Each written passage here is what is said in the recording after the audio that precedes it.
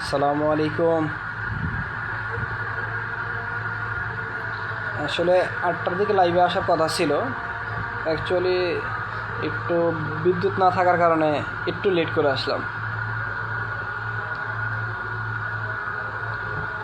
আমি কিছু কথা বলে চলে যাব, সর্বোচ্চ হয়তো 2 থেকে 3 মিনিট, এর বেশি আমি লাইভ করি না। আসলে হয়তো সপ্তাহে একদিন করি, নাহলে 15 দিনে একদিন, নাহলে মাসে একদিন। একটা পুরুষ মানুষের জীবন নিয়ে কথা বলবো। একটা পুরুষ মানুষের দায়িত্ব,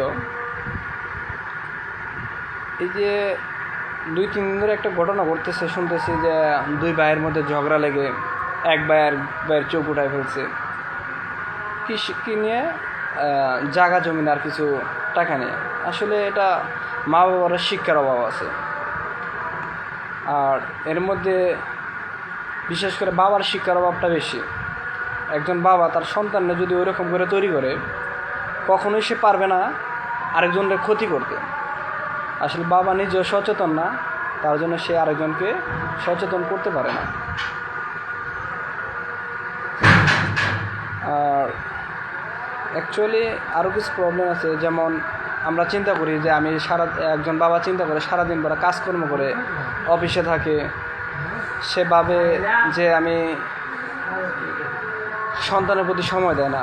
সন্তান কোথায় গেল না গেল, কি খাইলো পড়লো, সে খারাপ হয়ে যাচ্ছে, কার সাথে চলাফেরা করতেছে, এগুলো কোনো খোঁজখবর নেয় না।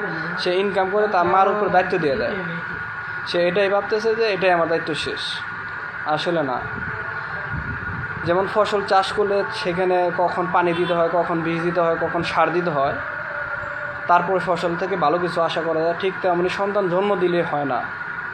সন্তানে কখন কার সাথে চলাফেরা করতেছে, কার সাথে কী করতেছে, না এখন যে যুগ, অনলাইনে জুয়া খেলতেছে, না গাঁজা খাইতেছে, না অন্য কোনো অবৈধভাবে চলাফেরা করতেছে।